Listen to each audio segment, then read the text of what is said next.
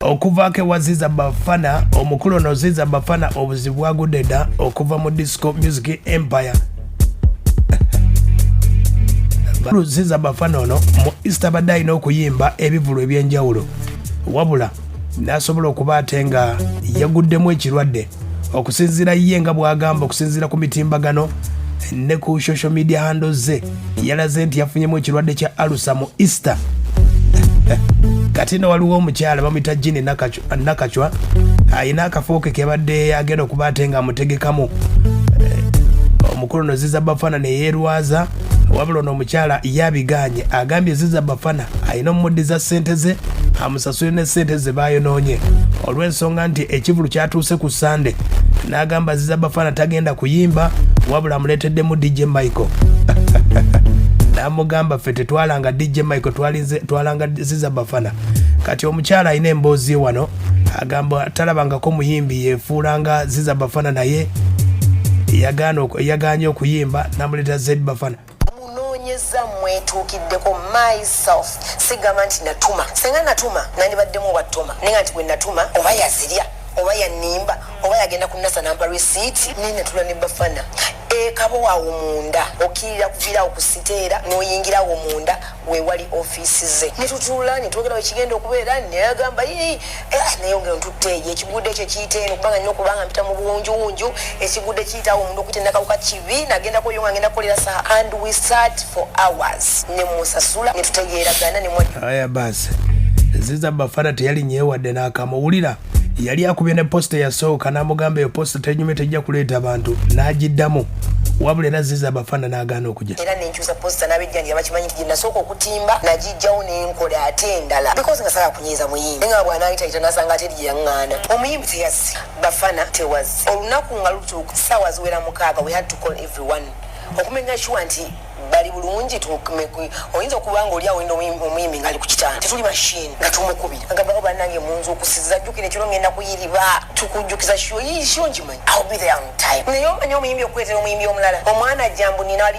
DJ Michael simumanyi DJ Michael mumanyi bulungi DJ Michael si bwe nalamuza DJ Michael si bwe njagala ku neighbors sport n'abawagizi bange si gwe baagala abawagizi bange baagala Ziza Bafana aya basi DJ Michael tamutegekangako omukulu Z Bafana kwe kubanga yerwazizzamu alusa n'apostinga Ziza Bafana avuddeyo ne yeetonda ayogedde ku nsonga nnyingi nnyo Bafana atandise bw'ati wulira mwebale tuwagira mwebale twagala nga fata nti okuyimba andi wano okusookera ddala okubasaba ekisonyiwo twafunye break mugundi awo ku Easter ku Sunday ne tulemerera okutuuka ku bivulu ebimu ne tutayimba kale kwegamba ne waba ovuyo wakoze eki obabaddewo naye twagala bagamba nti twaguddemu just twabreakinze mu down nenfunamu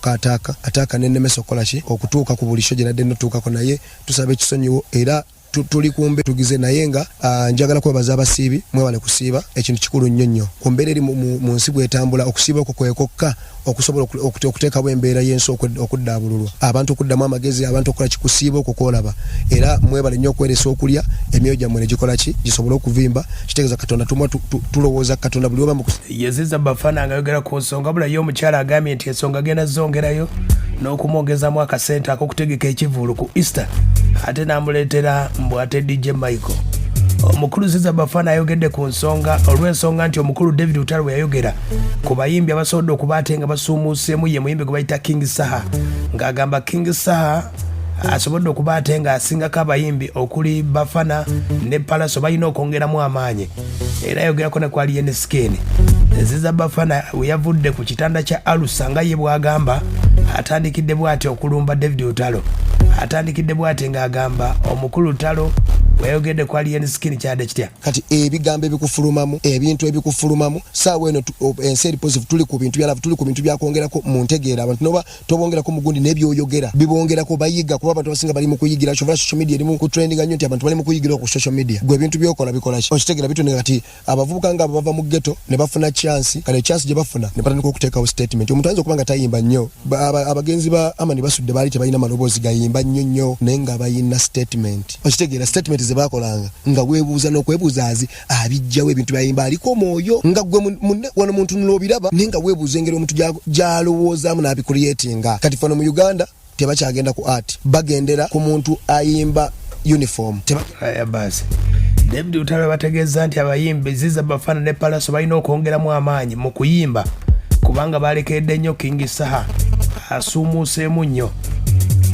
Bafana tabadde na bigambo birungi eri Lutalo nga gwe bamutegeka nga Juba waliwo n'abayimbi nga Pallaso yagambe nga local artist ebyaddala nga local artist nga tosobola mutwala mu bantu simanya lira simanya mu bantu kale abantu b'engulu eyo yes tosobola muto kati nze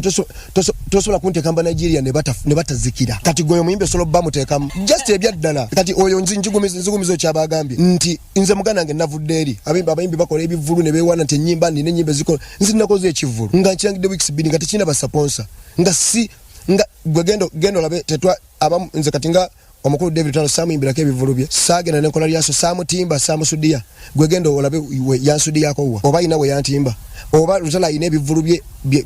nalisimbyeko kabibe embalala omanyi respective gye tuwa abantu nga muganda just abantu bayina mutunule mbayimbibwa mmwe kitegedde ye mukulu Ziza Bafana agamba David Lutalo mbu yalimbye nnyo kuba bamuweereddewo nnyo mulimu abantu ng'omuntu omulaba nabeera nze kati mulimu omusajja nga David Lutalo kale gw'osuubira okubeera nga ate ali positive nnyo okitegeera naye ate ye naakulaga nti nno nga gwolaba nti I'm like ono omuntu okitegeera muwe ekitiibwa okusinziira ku bikolwa bye n'embeera engeri gy'atolamu ebiki omulimu guno naye ate bweba nga bakubuuza ddala ebyaddala oba osobeza okwogera ku muntu nga muyimbi ebyaddala bino byokuyimba si byakwesudiya nti nno oba mbiki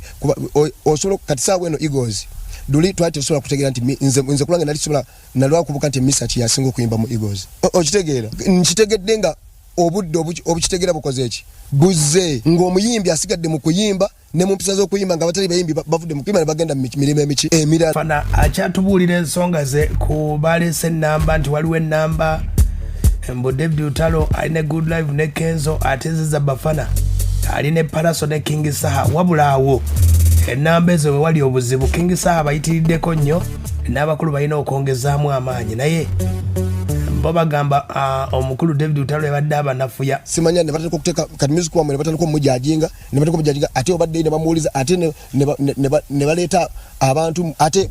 abakola ebintu nga mubasinga ate bo benyini ne babalaga nti ate bo ne bateeka abantu bemusinga kati gwanga nelikola ki nelibeerawo nze gambe gwe genda okwate ebintu byonna byekola omuntu oba weyita namba simanya oli mu namba soko tunulie ebintu byokolera abantu okitegeera nze njagala abantu abayita namba nga onoga fefe we are big city mukole ekivulu ng'ennamba olubawa nga muli aba nga si bya bato mugenda ku bato linga lwaki bya bato bikuvadda mwaga bintu byampaka byakulwana byantalo it is love right now yeriko abantu bajja basasule nga balaba Harmony balaba abasajja mwekutte muyimba mwenna gundi avaako naddako ekyo kyokka ekya stage gundi aveeko nze nzireko aya Ziza Bafana anyize n'okunyiiga n'atuuka na wano n'agamba nti Moses Radio yali w'amaanyi nnyo eddoboozi lyali lyanjawulo ne bangi bamukoppa kati wulira zo music industry esobola n'okubeera ku muntu omu music industry esobola kungaba n'ogamba nti nno kyoga radio music etakyakuba radio yali ayimba maloboozi matono neggoloza lwaki yali wanjawulo ku bayimbi nga Balutalo abayimbi abasinga era nakati sawa nakulaga yafana ye waliwo n'abamukoppa nga bakyayoza maloboozi ge bayimba kyogamba mbuno industry esobola okubeera ekitegeeza nti industry oyo muyimbi industry weeri abayimbi abalina music industry ekola kyebeerawo industry gwe gyogamba yene ya showbiz industry y'abamuzeeyi bebe ani asinze okuleta ennyimba nyingi oba zirina omulamu oba teziina ani asinze okubeera ku TV ennyo ani asinze okwambala engoye oziguzeewa mbadde zigulawa Brian Zikatoye muyimbi aliko kitegedde nkugambye Ziza Bafana awulira obusungu bw'amaanyi agambye nti David Lutalo sina legend wabula ye kyakolerera abeere legend yeebuuza oba Lutalo legend ulira nti omuyimbi tosobola omuyimbi kimanze simba showbiz njiri nsono girinda neggwako nze sisobola kuyimba kayimba mugundi yechaye mbuno gundi yechaye ne gundi mbune nyimba akayimba sisobola kuyimba kayimba kagwako mu week 2 nyimba kayimba kagenda kukubanga ne mutabani wanga jakka ulya nga kakyakubanga siriwo njagala kubeera legendary sagala kubeera kati abayimbi abasinga bajja wano oyo muyimbi ayogera amaye kigambo legendary chechi kati biye byenkugamba sokola be mu ba legendary joli Ziza Bafana bamugambye agende mu studio ayimbe anyize bunyeze agamba nti aba Nigeria bo beeyagaliza ne wano byawukamu oba nze gambye bebe kamiri bayimba n'aba Nigeria tebannakola ki tebannakakasa ebi Nigeria bingi nnyo nga bobo kirabo laba mulimba lwa bebe kulu emabega mu TV oba lwa kamidi emabega simanya nekolera mali okitegeera kati omu Nigeria saawa eno boyogera kamilioni ne bana boy atuma ne bochogerera wana Uganda oyinza no kujja omuyimbi mu Nigeria nsikulimba nakusinga wano bululwe wamwe nga kye kituufu nga bikuwa yenseri ku kituufu sigama wababa bakuchaye naye standard abasajja gye baliko ne bali mu kutwala be ekintu bakulaga federation agamba bakituteyo batya bakituteyo lwa one love be yagaliza yes federation agamba nti wali promoter banja abogera nti obaya tugegenze Rwanda nakola ekivulu ye mukulu oyo Ziza Bafana ku nsonga za Pallaso ne Ziza Bafana okongeramu amaanyi basobole okubatenga benkanakane King Saha amulekedde ekyawandiikibwa kigamba bwe kiti mpozi nga bwe nasoma ku byawandiikibwa mu revelation okubikuliro ensi egenda tuuka nga bibigenda okuleetera ensi okutabanguka nga waliwo n'atasobola kufuna mazzi mayonjo okujjako oyo omuntu atuukiridde amazzi galongoke n'agasa n'agatwala naye nga abantu bonna banywa makyafu nga n'ebikere bifiiriddemu gochimanyi nti ensi sebo tujirimbo kiba kitabo kyosasulira kyofuna kati gwe tosobola kungamba bunno ekintu gwobongo boteeka amazzi wano gagakulaga booganywa owone ennyonta gwe kisega bw'okinywa owona ki